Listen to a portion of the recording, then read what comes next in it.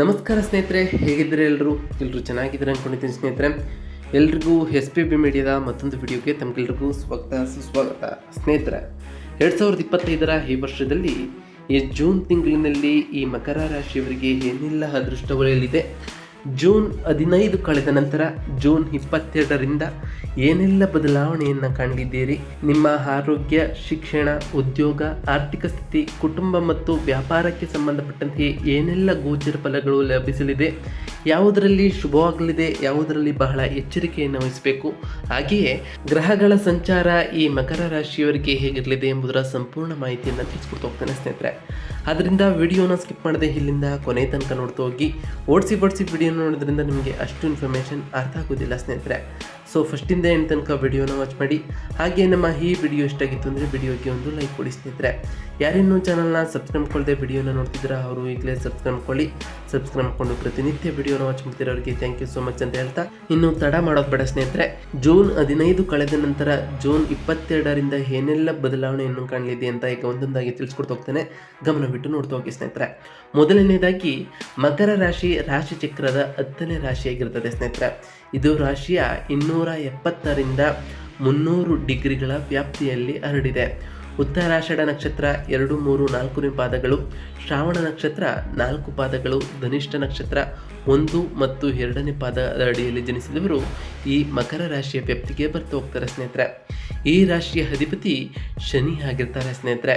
ಇನ್ನು ಈ ಜೂನ್ ತಿಂಗಳಿನಲ್ಲಿ ಈ ಮಕರ ರಾಶಿಯವರಿಗೆ ಗುರು ಮತ್ತು ಶನಿ ಸಂಚಾರದಿಂದ ಲಾಭವಾಗಲಿದೆಯಾ ಅಂತ ಕೇಳ್ತಿದ್ದಾರೆ ಸ್ನೇಹಿತರೆ. ಮೊದಲನೇದಾಗಿ ಗುರು ನಿಮ್ಮ ರಾಶಿಯ 3ನೇ ಮತ್ತು 12ನೇ ಮನೆಯ ಅಧಿಪತಿಯಾಗಿ ಗುರು ಇದ್ದಾನೆ ಸ್ನೇಹಿತರೆ. ಈ ತಿಂಗಳ ಪೂರ್ತಿ 6ನೇ ಮನೆಯಾದ ಮಿಥುನ ರಾಶಿಯಲ್ಲಿ ಸಂಚರಿಸ್ತಾನೆ. ಈ ಸ್ಥಾನವು ಶತ್ರುಗಳ ಮೇಲೆ ವಿಜಯವನ್ನು ಮತ್ತು ಆರೋಗ್ಯದ ಸುಧಾರಣೆಯನ್ನು ಸೂಚಿಸ್ತದೆ ಸ್ನೇಹಿತರೆ. ಸಾಲದ ಸಮಸ್ಯೆಗಳು ಈ ಟೈಮ್ನಲ್ಲಿ ಪರಿಹಾರ ಆಗ್ತಾ ಹೋಗ್ತವೆ ಸ್ನೇಹಿತರೆ. ಇನ್ನು ಶನಿಗ್ರಹದ ಸ್ಥಾನವು ನಿಮ್ಮ ರಾಶಿಯ 1ನೇ ಮತ್ತು 2ನೇ ಮನೆಯ ಅಧಿಪತಿಯಾಗಿ ಶನಿ ಇದ್ದಾನೆ. ಈ ತಿಂಗಳು 3ನೇ ಮನೆಯಾದ ಮೀನ ರಾಶಿಯಲ್ಲಿ ಸ್ಥಿರವಾಗಿರ್ತಾನೆ ಸ್ನೇಹಿತರೆ. ಈ ಗೋಚರವು ಸಂವಹನ ಮತ್ತು ಸಹೋದರ ಸಂಬಂಧಗಳಲ್ಲಿ ಸ್ಥಿರತೆಯನ್ನು ಸೂಚಿಸ್ತಾ ಹೋಗ್ತದೆ ಮತ್ತು ನಿಮ್ಮ ಮಾತುಗಳಿಗೆ ಮೌಲ್ಯವೂ ಕೂಡ ಹೆಚ್ಚಾಗ್ತಾ ಹೋಗ್ತದೆ ಸ್ನೇಹಿತರೆ. ಇನ್ನು ರಾಹು ಗ್ರಹದ ಸ್ಥಾನವು ನಿಮ್ಮ ರಾಶಿಯ 2ನೇ ಮನೆಯಾದ ಕುಂಭ ರಾಶಿಯಲ್ಲಿ ಈ ತಿಂಗಳು ಸ್ಥಿರವಾಗಿರ್ತಾನೆ ಸ್ನೇಹಿತರೆ. ಈ ಸ್ಥಾನವು ಆರ್ಥಿಕ ವಿಷಯಗಳಲ್ಲಿ ಅನಿರೀಕ್ಷಿತ ಬದಲಾವಣೆಗಳನ್ನು ಸೂಚಿಸ್ತಾ ಹೋಗ್ತದೆ ಮತ್ತು ಧನಲಾಭಗಳಿಗೆ ಅವಕಾಶಗಳು ಕೂಡ ಕಂಡು ಬರ್ತಾ ಹೋಗ್ತವೆ ಸ್ನೇಹಿತರೆ. ಇನ್ನು ಕೇತು ಗ್ರಹದ ಸ್ಥಾನವು ನಿಮ್ಮ ರಾಶಿಯ 8ನೇ ಮನೆಯಾದ ಸಿಂಹ ರಾಶಿಯಲ್ಲಿ ಈ ತಿಂಗಳು ಸ್ಥಿರವಾಗಿರ್ತಾನೆ. ಈ ಗೋಚರವು ಆಧ್ಯಾತ್ಮಿಕ ವಿಷಯವನ್ನು ಮತ್ತು ಆರ್ಥಿಕ ವಿಷಯದಲ್ಲಿ ಆಳವಾಗಿ ಆಲೋಚನೆಯನ್ನು ಹೆಚ್ಚಿಸ್ತಾ ಹೋಗ್ತದೆ. ಸಂಶೋಧನೆಗಳಿಗೆ ಬಹಳ ಅನುಕೂಲಕರವಾದಂತಹ ಸಮಯ ಈ ಜೂನ್ ತಿಂಗಳು ಆಗಿರಲಿದೆ ಸ್ನೇಹಿತರೆ.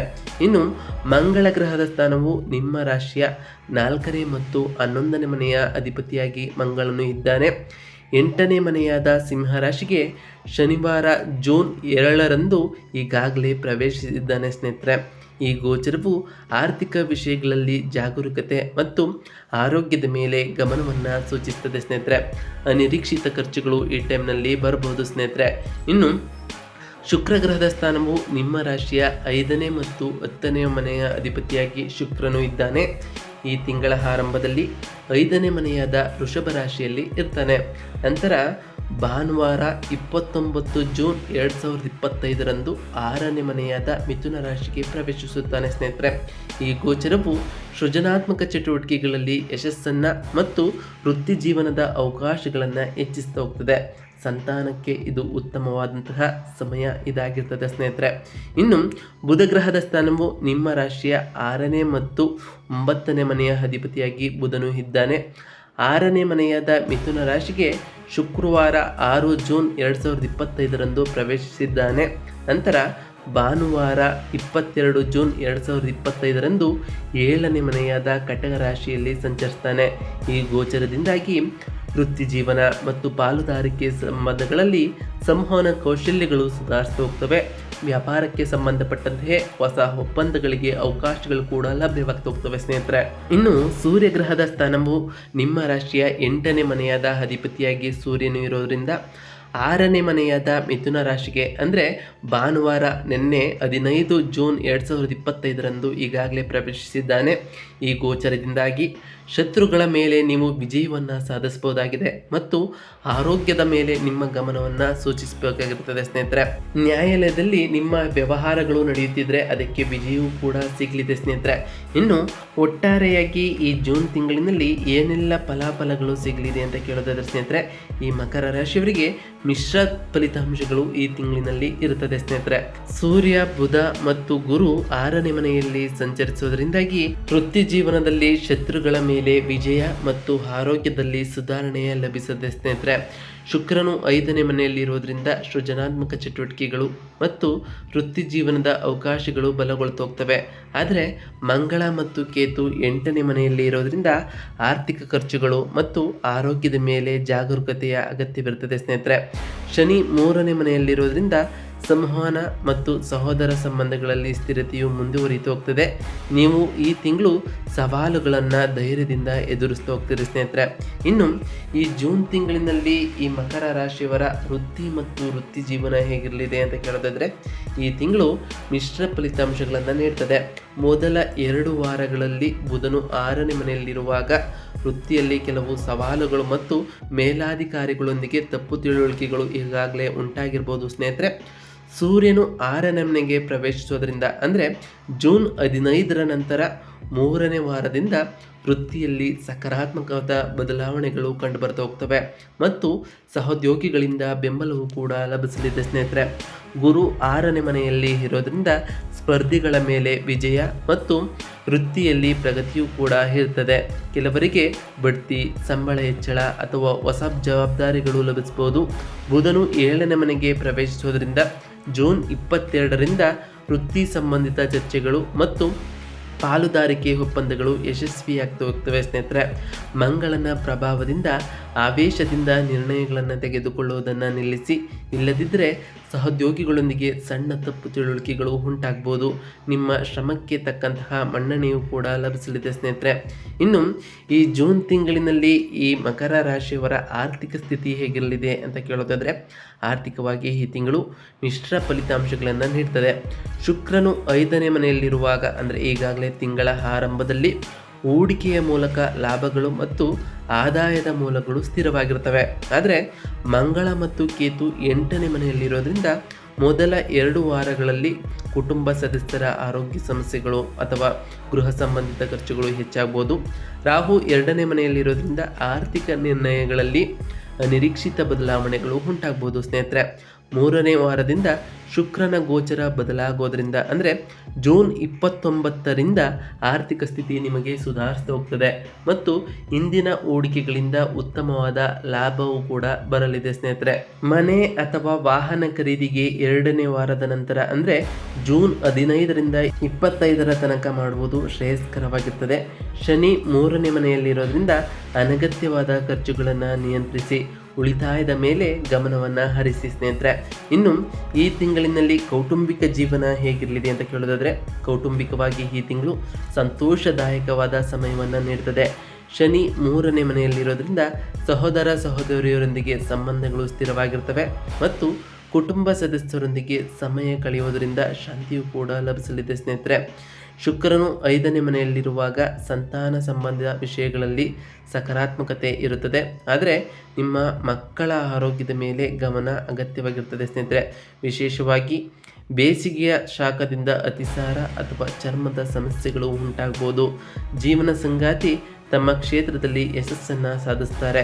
ಇದರಿಂದ ಕುಟುಂಬದಲ್ಲಿ ಹೆಮ್ಮೆಯ ವಾತಾವರಣ ನೆಲೆಸುತ್ತದೆ ಸ್ನೇಹಿತರೆ. ಶುಕ್ರನು 6ನೇ ಮನೆಗೆ ಪ್ರವೇಶಿಸೋದ್ರಿಂದ ಅಂದರೆ ಜೂನ್ 29ರಿಂದ ಕುಟುಂಬ ಸಂಬಂಧಗಳಲ್ಲಿ ಸಣ್ಣ ತಪ್ಪು ತಿಳುವಳಿಕೆಗಳು ಉಂಟಾಗ್ಬೋದು. ಅದರಿಂದ ಸಹನೆಯಿಂದ ವ್ಯವಹರಿಸುವಾಗಿ ಮನೆಯ ಹಿರಿಯರ ಆಶೀರ್ವಾದವೂ ಕೂಡ ಲಭಿಸದೆ ಸ್ನೇಹಿತರೆ. ಇನ್ನು ಆರೋಗ್ಯ ಈ ಜೂನ್ ತಿಂಗಳಿನಲ್ಲಿ ಹೇಗಿರಲಿದೆ ಈ ಮಕರ ರಾಶಿಯವರಿಗೆ ಅಂತ ಕೇಳೋದಾದರೆ, ಆರೋಗ್ಯದ ದೃಷ್ಟಿಯಿಂದ ಈ ತಿಂಗಳು ಸಾಮಾನ್ಯವಾಗಿ ಅನುಕೂಲಕರವಾಗಿರುತ್ತದೆ. ಗುರು 6ನೇ ಮನೆಯಲ್ಲಿ ಇರೋದ್ರಿಂದ ಹಿಂದಿನ ಆರೋಗ್ಯ ಸಮಸ್ಯೆಗಳಿಂದ ಉಪಶಮನ ಲಭಿಸಲಿದೆ ಸ್ನೇಹಿತರೆ ಮತ್ತು ಆರೋಗ್ಯ ಸ್ಥಿರವಾಗಿರ್ತದೆ. ಆದರೆ ಮಂಗಳ ಮತ್ತು ಕೇತು 8ನೇ ಮನೆಯಲ್ಲಿ ಇರೋದ್ರಿಂದ ಮೊದಲ 2 ವಾರಗಳಲ್ಲಿ ಒತ್ತಡ, ಜೀರ್ಣ ಸಮಸ್ಯೆಗಳು ಅಥವಾ ಸಣ್ಣ ಗಾಯಗಳು ಉಂಟಾಗ್ಬೋದು. ಸೂರ್ಯನ ಗೋಚರದಿಂದ ಅಂದರೆ ಜೂನ್ 15ರ ನಂತರ ಆರೋಗ್ಯದ ಮೇಲೆ ನಿಮ್ಮ ಗಮನ ಹೆಚ್ಚಾಗ್ತಾ ಹೋಗ್ತದೆ. ಆದರೆ ಬೇಸಿಗೆಯ ಶಾಖದಿಂದ ನಿರ್ಜಲೀಕರಣ ಅಥವಾ ಚರ್ಮದ ಸಮಸ್ಯೆಗಳು ಉಂಟಾಗಬಹುದು. ಸಮತೋಲಿತ ಆಹಾರ, ಹೆಚ್ಚು ನೀರು ಕುಡಿಯುವುದು ಮತ್ತು ಯೋಗ ಅಥವಾ ಧ್ಯಾನದ ಮೂಲಕ ನಿಮ್ಮ ಆರೋಗ್ಯವನ್ನು ಕಾಪಾಡಿಕೊಳ್ಳಿ ಸ್ನೇಹಿತರೆ. ತಿಂಗಳ ದ್ವಿತೀಯಾರ್ಧದಲ್ಲಿ ಶುಕ್ರನ ಗೋಚರವು ಬದಲಾಗೋದ್ರಿಂದ ಆರೋಗ್ಯ ಇನ್ನಷ್ಟು ಸುಧಾರಿಸ್ತಾ ಹೋಗ್ತದೆ. ದೀರ್ಘಕಾಲಿಕ ರೋಗಗಳ ಬಗ್ಗೆ ಬಹಳ ಜಾಗರೂಕರಾಗಿ ಇರಬೇಕಾಗಿರುತ್ತೆ ಸ್ನೇಹಿತರೆ. ಇನ್ನು ವ್ಯಾಪಾರಕ್ಕೆ ಸಂಬಂಧಪಟ್ಟಂತೆ ಈ ತಿಂಗಳು ಈ ಮಕರ ರಾಶಿಯವರಿಗೆ ಹೇಗಿರಲಿದೆ ಅಂತ ಕೇಳೋದಿದ್ರೆ, ಮಿಶ್ರ ಫಲಿತಾಂಶಗಳನ್ನು ನೀವು ಈ ತಿಂಗಳಿನಲ್ಲಿ ಕಾಣ್ತಾ ಹೋಗ್ತೀರಿ. ಮೊದಲ 2 ವಾರಗಳಲ್ಲಿ ಶುಕ್ರನು 5ನೇ ಮನೆಯಲ್ಲಿರುವಾಗ ವ್ಯಾಪಾರದಲ್ಲಿ ಸೃಜನಾತ್ಮಕ ಆಲೋಚನೆಗಳು ಮತ್ತು ಹೊಸ ಗ್ರಾಹಕರೊಂದಿಗೆ ಸಂಬಂಧಗಳು ಬಲಗೊಳ್ತಾ ಹೋಗ್ತವೆ. ಆದರೆ ಲಾಭಗಳು ಸಾಮಾನ್ಯವಾಗಿರ್ತದೆ ಸ್ನೇಹಿತರೆ. 3ನೇ ವಾರದಿಂದ ಬುಧನ ಗೋಚರ ಬದಲಾಗೋದ್ರಿಂದ, ಅಂದರೆ ಜೂನ್ 22ರಿಂದ ಶುಕ್ರನು 6ನೇ ಮನೆಗೆ ಪ್ರವೇಶಿಸುವುದರಿಂದ ಜೂನ್ 29ರ ವ್ಯಾಪಾರದಲ್ಲಿ ಮಾರಾಟ ಮತ್ತು ಆರ್ಥಿಕ ಬೆಳವಣಿಗೆಗಳು ನಿಮ್ಮಲ್ಲಿ ಹೆಚ್ಚಾಗ್ತಾ ಹೋಗ್ತವೆ.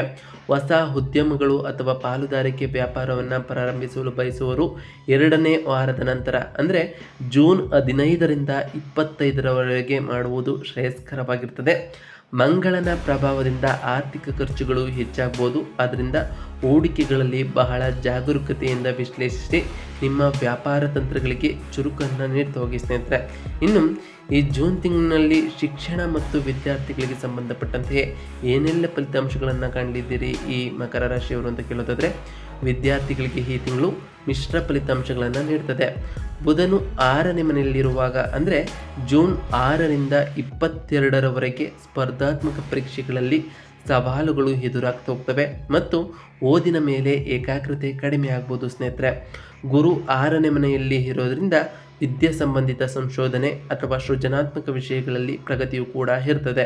ಬುಧನು 7ನೇ ಮನೆಗೆ ಪ್ರವೇಶಿಸಿದ ನಂತರ, ಅಂದರೆ ಜೂನ್ 22ರ ನಂತರ ಗುಂಪು ಅಧ್ಯಯನಗಳು ಮತ್ತು ಉನ್ನತ ಶಿಕ್ಷಣಕ್ಕೆ ಅವಕಾಶಗಳು ಕೂಡ ಲಭಿಸಲಿದೆ.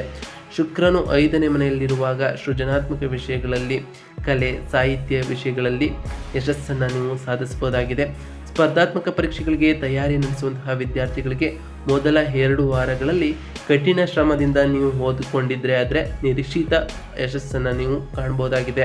ನಿರಾಶೆಗೆ ಒಳಗೊಳ್ಳದೆ ನಿಮ್ಮ ಕೆಲಸವನ್ನು ನೀವು ಮಾಡಿ ಸ್ನೇಹಿತರೆ. ಬಹಳ ಶ್ರದ್ಧೆಯಿಂದ ಮತ್ತು ಏಕಾಗ್ರತೆಯಿಂದ ಓದಿಕೊಂಡಿದ್ದೆ ಆದರೆ ಉತ್ತಮವಾದ ಫಲಿತಾಂಶವನ್ನು ನೀವು ಪಡೆಯಬಹುದಾಗಿದೆ ಸ್ನೇಹಿತರೆ.